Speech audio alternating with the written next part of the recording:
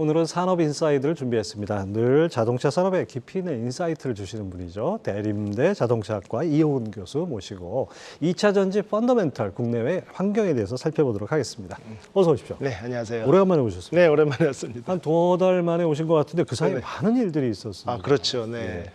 먼저 중국이 이 반도체 핵심 광물인 갈륨과 게르마늄 수출 규제한 것을 보고서 네네. 또 2차 전지 이 예. 우려가 또 나타나기 시작한 것 네네. 같아요.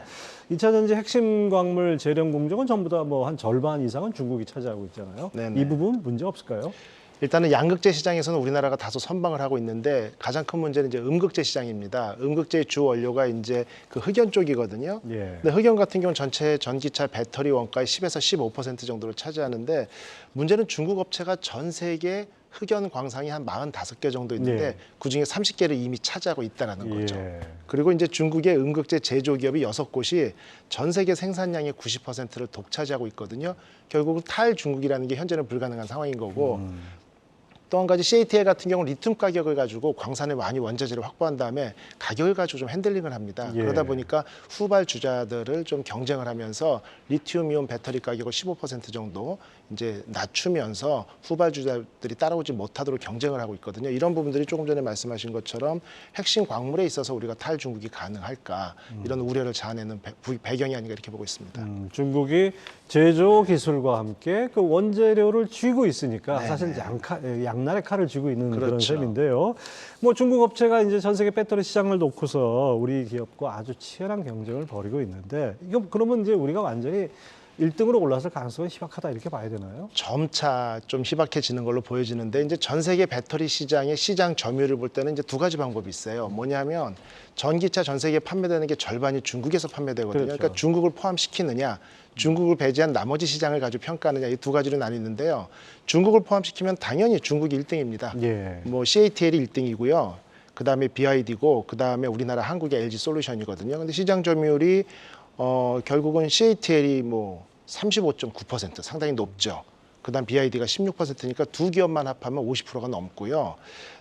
LG 엔솔이 14%인데 이제 중국을 배제하고 나서는 실제 LG 엔솔이 1위로 올라가 있습니다.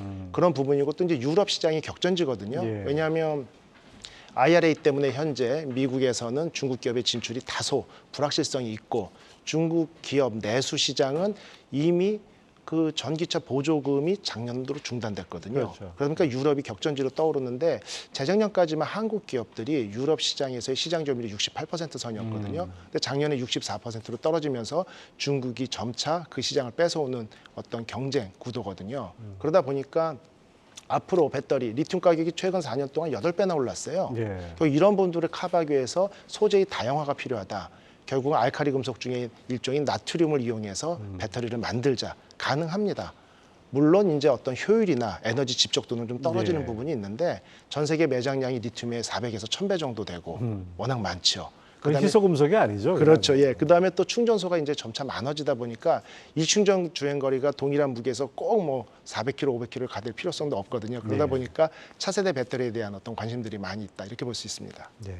자, 여기다 덧붙여서 우리가 또 살펴봐야 될 게 이 IRA, 이 인플레 감축법 나왔을 때는 뭐 미국이 완전히 중국을 배제하는 법 이렇게 네네. 우리가 인식을 했는데 요즘 보면 그것도 아니에요. 그러니까 중국 배제하는 거는 뭐 우리한테 어려운 건 다 맡겨놓고 미국이 좀 뭐 뒤로는 협력하는 그런 모습까지 네네. 보이는데 미국이 이중적인 태도가 우리 배터리 산업을 더 힘들게 하는 거 아닌가 이런 생각도 듭니다. 예, 그래서 저도 이제 2025년까지 앞으로 한 3년 정도가 아주 중요한 시기다 이렇게 평가를 하고 있거든요. 무슨 얘기냐면 미국이 이제 중국을 배제하기 위해서 IRA를 만든 건 맞죠. 그러니까 전기차 시장의 어떤 패권을 미국이 다시 가져오겠다는 선언이었고 예. 막대한 보조금을 쏟겠다 이런 얘기였는데 막상 뚜껑을 열어보니까 앞서 설명드린 것처럼 각종 핵심 광물이나 이런 것들을 중국이 이미 다 차지하고 있다는 얘기죠. 결국 중국을 완전 배제하기는 힘들다 이런 얘기가 나오다 보니까 CATL 같은 경우는 포드하고 합자 회사를 차려서 미국에서 LFP 배터리 생산하기 시작을 했고요. 예. 물론 투자금에 대해서 포드가 100% 지분이니까 IRA를 교묘하게 피해갔지만 로열티를 주면서 수익을 나누거든요. 결국 이런 방법들이 계속 확대되다 보면 결국 말만 IRA를 통해 가지고 중국 기업을 배제한다고 했습니다만 중국 기업들이 미국에 진출하는 어떤 교두보를 열어준 게 아닌가 이런 생각까지 하고 있는 겁니다. 네. 자, 그 말씀 듣고 보니까 이런 상황에서는 뭐 지금 우리나라 배터리 산업이 탈중국은 불가능하다는 생각이 듭니다. 네, 어느 정도 좀 중국을 좀 이용을 하면서 어느 정도 그 밸류 체인에서 좀 중국 의존도를 좀 낮춰야 되는 이런 숙제가 있는데 어떤 방법으로 이걸 해야 됩니까?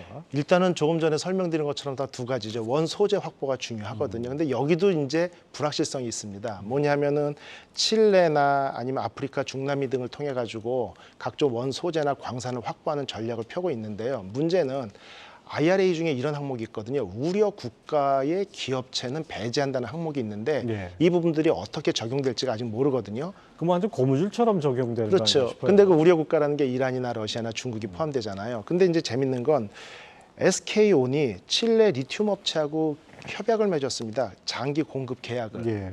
그런데 그 중국 기업체가 2대 주주이죠. 아, 그러니까 이미 묘하네요, 그렇죠. 또. 그러다 네. 보니까 이 부분을 미국이 크리티컬하게 적용을 하면 칠레로부터 SK온이 원자재를 공급받는 것조차도 IRA의 보조금 대상에서 제외될 수도 있는 거고 그런 부분들이 불확실하다 보니까 현재 원론적으로는 광물 확보가 중요하다고 이야기는 하는데 광물 확보가 녹록지 않다는 부분이죠. 그러다 보니까 아까 제가 말씀드린 것처럼 뭐 나트륨 배터리라든지 그다음에 아직 좀 요원하지만 뭐 전고체 배터리라든지 예. 이런 신소재에 대한 개발도 상당히 좀 신경을 써야 되지 않을까 이렇게 보고 있는 겁니다. 이 뭐 전고체 혁명이 일어나야 뭔가 좀 이 숨통이 네, 트일 네. 것 같습니다.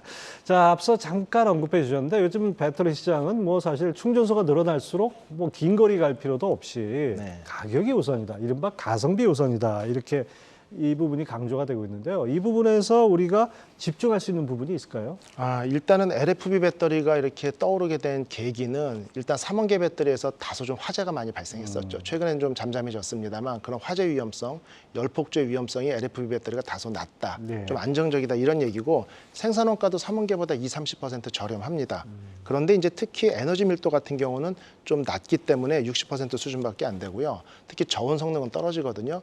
그러니까 3원계 배터리 우리나라가 가지고 있는 기술이 좀 더 하이테크인 건 맞습니다. 근데 문제는 충전소가 점차 많이 들어서면서 일충전 주행거리에 대한 니즈도 줄어들고요. 또 한 가지 가장 중요한 포인트는 가성비 말씀하셨잖아요.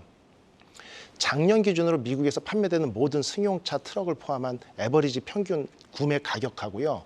전기차의 평균 가격을 비교했을 때 13,000불 정도 전기차가 비쌌습니다. 네. 근데 올해 지금 반값 전기차 얘기 계속 나오죠. 예, 예. 그래서 이제 25,000에서 30,000불대의 전기차가 보급이 되면 올해가 아마 전기차의 평균 가격하고 내연기관차의 평균 개인용 자가용의 가격이 같아지는 해가 될 겁니다. 그게 원년이라고 보거든요. 그래서 내년부터는 오히려 전기차가 값싸질 거다. 이런 얘기가 나오는데 그렇게 낮은 가격으로 소비자에게 보급을 하려면 배터리 가격이 낮을 수밖에 없고요. 그렇죠. 그러다 보니까 LFP 배터리에 집중하고 주목하게 됐다 이렇게 볼 수 있습니다. 사실 전기차는 뭐 배터리가 전부라고 해도 과언 아닐까요? 네, 뭐 네, 네. 이게 배터리가 거의 뭐 절반 이상을 차지하고 있고 그렇죠. 그것이 모든 가격이라든지 가치라든지 모든 면에서 그렇게 차지하는데 자, 그런 측면에서 우리가 2차 전지에 관해서 핵심 광물을 확보하는데 한계가 있다는 점에서는 네. 다시 언급되는 게 수소입니다. 네, 이 네. 교수님께서도 이제 수소에 관해서는 몇 번 안 되는 이 자동차 전문가라고 제가 알고 있는데 네, 네. 전기차 시장에서 수소 역할 어느 네. 부분이 강조돼야 될까요? 일단 이거죠. 수소도 우리가 수소차는 이제 압축 착화를 폭발시키는 예전에 내연기관에 공급한 네. 차고 수소 전기차거든요. 수소를 이용해서 연료 전지에서 전기를 발생시켜서 모터를 돌려주니까 전기차입니다. 다만 이제 여기서 중요한 게 우리나라도 태양열 발전 많이 깔았죠. 예. 태양열 발전소가 많이 깔았는데 호남이나 남부 지역이 발전 용량이 좋다 보니까 그쪽이 많이 깔려 있는데 서울 경인 지역의 전기가 모자라는데 호남이나 다른 지역에 남는 전기가 송전 설비의 부족으로 인해서 서울로 송전을 못 하거든요. 이거는 전 세계적인 그래프를 놓고 볼 때는 더 동일하겠죠. 적도 지방에서 생산된 전기를 선을 끌어다가 한국까지 끌어오는 데는 한계가 있는 거고요. 예. 결국 남는 전기를 가지고 ESS 배터리에 저장을 했다 쓰면 좋은데 일반적인 저장용 배터리는요. 아마 공항에다 차 오래 세워두면 아실 겁니다. 겨울에. 일주일, 2주면 다 방전되거든요. 그렇죠. 그러다 보니까 지금 미국에서도 집중하는 게 뭐냐면 신재생 에너지를 통해서 태양열을 통해서 풍력을 통해서 얻은 전기 중에 남는 여분의 전기를 저장하는 방법도 있고요. 또 하나는 수소로 전환을 해둡니다. 그걸로 수소를 생산해 놨을 때는 압축 용기에 보관하면 18개월까지 보관이 가능하거든요. 이건 이제 두 가지 방법이 있는데 미국 같은 경우에 포드의 F150이라는 전기 트럭을 판매를 하면서 어떻게 홍보를 하냐면 미국은 전기가 생산량에 따라서 가격이 하루 종일 달라지거든요. 예. 낮에 태양열 발전이 많을 때 캘리포니아는 전기료가 쌉니다. 그때 차주한테 문자를 보내죠. 지금 싸게 전기 넣어줄 테니까 충전하라고. 그럼 충전을 가득 해놓고 집에 퇴근을 하는데 오후 5시부터 9시가 전기료가 가장 비싼 시간이거든요. 그 시간에 F150에서 전기를 끌어다가 V2G로 집에서 쓴다는 얘기죠. 그러면은 하루에 세이브되는 비용이 얼마다? 뭐 15불, 20불이다. 한 달이면 600불이고 요거를 10년을 쓰게 되면은 차량 구매 비용을 빠진다. 이렇게 홍보를 하고 있어요. 결국에 에너지를 갖다 어떻게 저장해서 어떻게 생성해서 사용하느냐에 따라 가지고 친환경 자동차의 보급은 완전히 양상이 달라지는데 그렇죠. 우리나라는 전기료가 한전이라는 단일 어떤 회사로부터 단일 가격으로 공급이 되다 보니까 미국과 같은 이런 밸런스를 잡기는 좀 쉽지 않거든요. 그러다 보니까 남는 여분의 전기로 수소를 생산하자라는 어떤 대안이 나오는 거고 그런 부분들이 지금 집중받고 있다 이렇게 볼 수 있습니다. 그러면 수소 전기차가 마치 이동형 저장 장치. 저장 장치 이런 역할을 하는 그렇죠. 거죠? 그렇게 할 수 있는 거죠. 그래서 상당히 획기적인 거예요. 자, 근데 시장에서 보면은 이 수소 전기차가 별로 인기가 없습니다. 네. 아무래도 이제 뭐 충전 문제 이런 것들이 있을 것 같은데 판매량도 줄고 뭐 이거 네네. 어떻게 봐야 됩니까?